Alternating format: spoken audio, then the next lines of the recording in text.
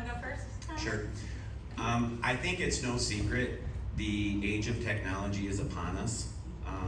Artificial intelligence is becoming cornerstone, and we are embracing it now. I will be open and honest with you. For 2 years, I ran away from it, and you know, artificial intelligence. And I've said this before. A lot of you have heard it. I'm a Gen Xer.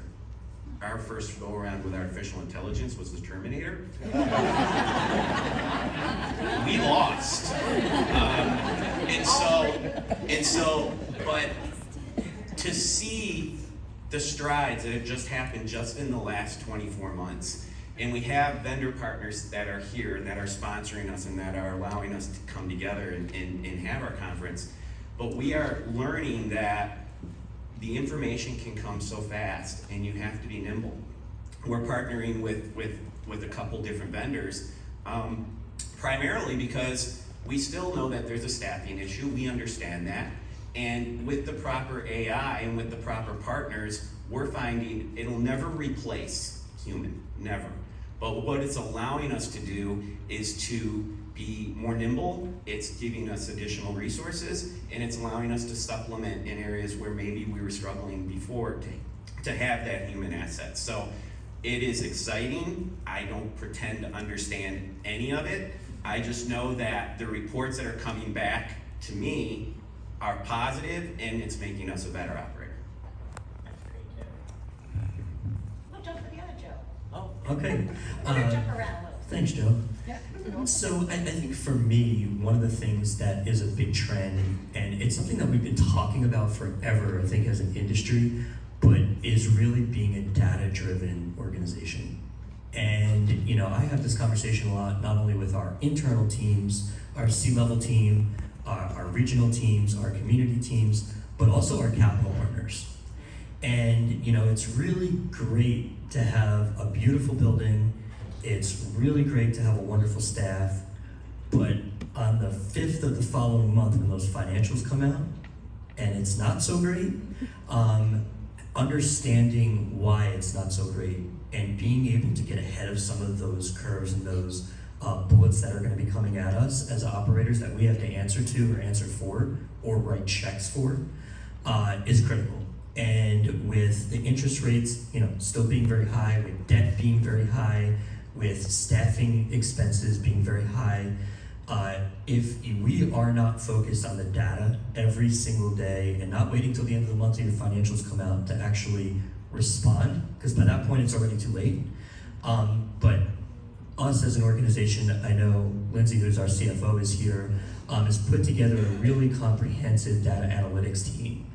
And that is something that we've partnered with our capital partners on, to make sure that you as executive directors and our other, you know, department heads in our buildings are looking at your data every single day and managing to the data every single day. It is a big opportunity because we can have all the AI we want. We can have all of the cool, you know, stuff that you put on toilets that tells you when the residents have a UTI. We can have all of that technology, but the reality is at the end of the day, while we are people that have a why and everyone in this room has a story, the reason we have jobs is to be able to fulfill our mission, which is to provide good care to our residents and take care of our team members. And the way we do that is by being financially sound and having good returns for our capital partners. And I know a lot of us like to talk about warm and fuzzy stuff up here, but the reality of it is that if we don't perform personally, we don't perform professionally, we either don't have a job, or as an owner of a building, we lose our business. And so, you know, in my mind, the culture, the warm, the fuzzy, that's the given. That has to be in place. That is the expectation.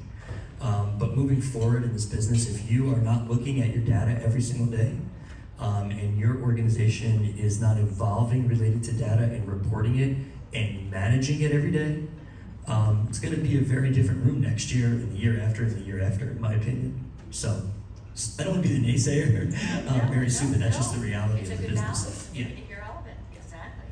Thank you, Joe. My turn. Well, our mission revolves around the golden rule, like treating others like we want to be treated.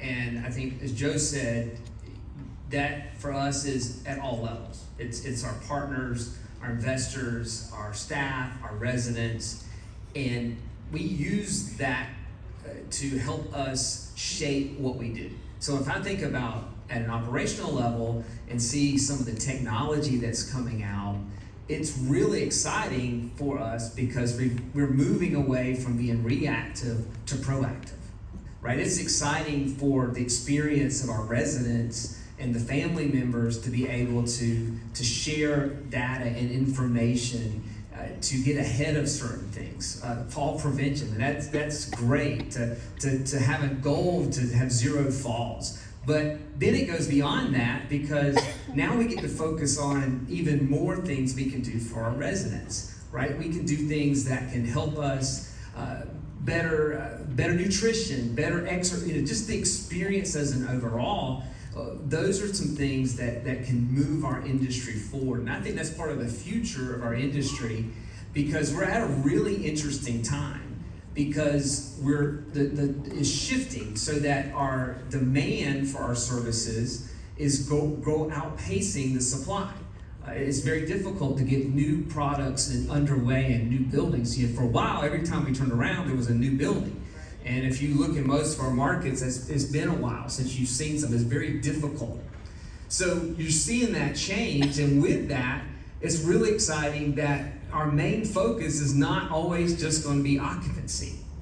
Now is how are we distinct as an operator? How are we using the information, the technology across different platforms? How are we looking at it to do better for our residents? And I think it's just an exciting time to be in our industry to see what the future holds and for us to really take the next step forward to be better operators through better experiences for our residents. Agreed. Very exciting times. Ben, actually, I think Don teed you up really nicely to give an example He of did. that program. He did. So I'm going to agree with my colleagues. It really is all about the business, and I think moving residents in is very important, but retaining our residents is more important. So at Brookdale, we focus a lot on resident attrition and why they're moving out and what we can do to keep them longer. So we've developed a healthcare model that focuses on care coordination and chronic condition management, and that's called Health Plus. And we've really found that through this care coordination management, Health Plus has really helped improve residents' conditions and obviously, and hopefully, it has improved their resident attrition and their length of stay.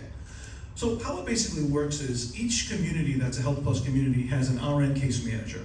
The RN case manager connects the dots between the resident, their family, and all the residents' physicians, and really acts as that care coordinator. And that has really worked. And now these RN case managers may not be over one building, they may be over several. And we do have Health Plus in a number of communities in Florida, and it has been very successful. A little historical note on Health Plus. We rolled Health Plus out in our Cleveland, Ohio market, and Akron market, and Cincinnati, Dayton market in January of 2020. And then in March of 2020, we put the brakes on it again. So Health Plus is evolved, and and that allowed us to really change how we implement it, how we execute it, and how we train our associates. Now we've also brought technology into the fold. So all of our care partners have a handheld device or a tablet where they can monitor care plans and they can execute on the tasks that have to be completed, and more importantly, mark those tasks complete. And that really does help with chronic condition management because we in real time can tell if something needs to be done, or if a physician needs to be called, or something else needs to take place with that resident's care. So we have this Health Plus in 126 communities in 6 states right now, and we're looking at expanding it to 60 more states by the end of 2025. And we've really tried to take a look at technology to improve the length of stay, and more importantly, the conditions of our residents. So that's our platform called Health Plus. Excellent. So what I'm hearing